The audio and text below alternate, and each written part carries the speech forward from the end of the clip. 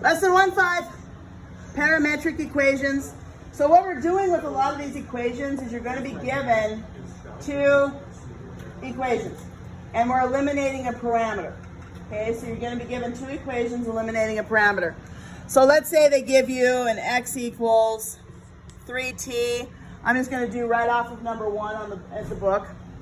Y equals t squared plus 5. 4t equals 2. So this is problem number 1. We're just right out of the book. What do you think you do? Replace 2 for t. Just plug in. Okay? You just plug in the 2 for the t. So then I've got my x point is going to be 3 times 2, which is 6. My y point is 2 squared plus 5, which is 9. So my ordered pair is 6, 9. That's all you're doing for those first few problems. You just plug in and solve. Okay? Then they want to know if the functions are relations. So if you have your function, would something like that be a relation? No. Okay? 1, it's not even a function.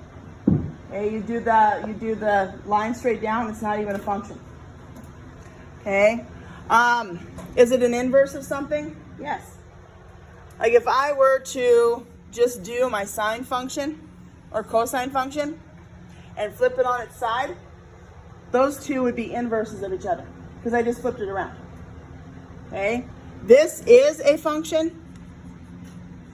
This is not a function. And when both the inverse and the original function are not functions, it is not one-to-one. So if I'm looking, let's look at another one.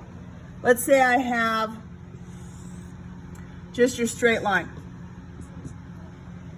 So you flip that around, what do you get? Still the straight line coming through. That is a one-to-one function. So that means that this and its inverse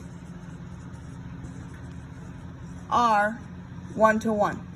Wait, so the sine function isn't one? Nope, it's not one-to-one because you flip it around on its side and it becomes not a function. A parabola is not a function. It's not one-to-one. A parabola is not one-to-one. Let me rephrase that. A parabola is not one-to-one function. Because if you look at this right here, and you flip that on its side, it becomes Not a function. not a function. Okay? You didn't get this in shot. Did I not get it? It was just a whiteboard. Okay, I'm getting it in the shot now.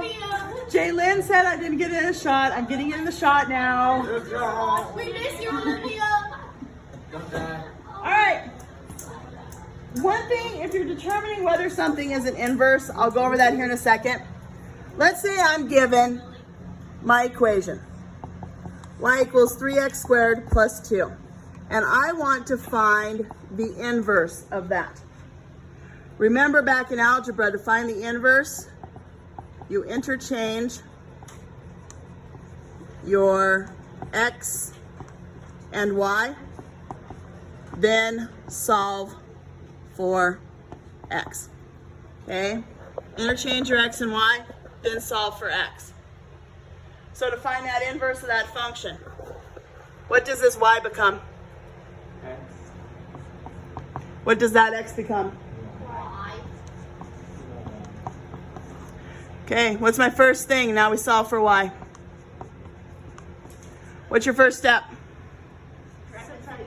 So you got x minus 2 equals 3y squared. Now what? Square the other side. Or put it in a root. Wait, why are you hiding? Oh, So you got that 3. Now root it. So there is your inverse function. Okay? Not too bad. Not too bad. Is the whole thing under the doghouse? Yeah. Yep. The whole thing.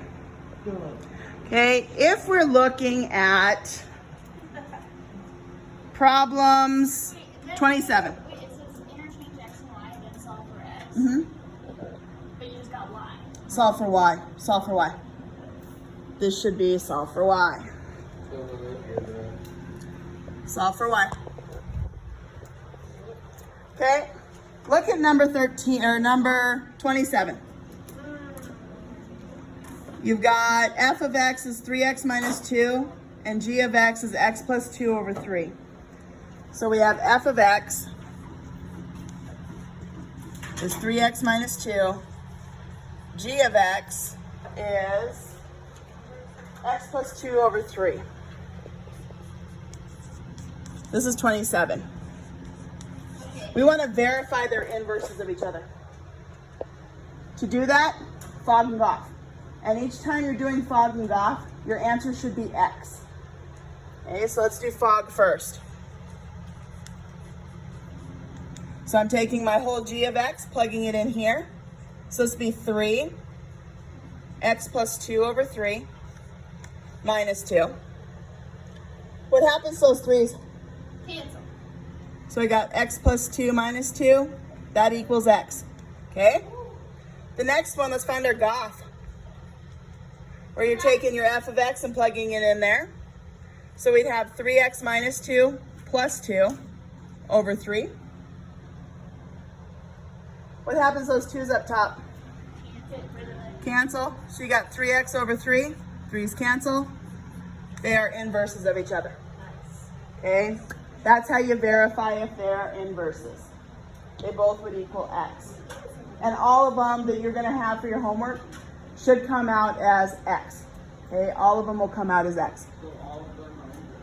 All of them are going to be inverses. You're just doing the proof behind it. You're doing the math behind it to show me that they are for sure inverses. But they all will be in x. Okay?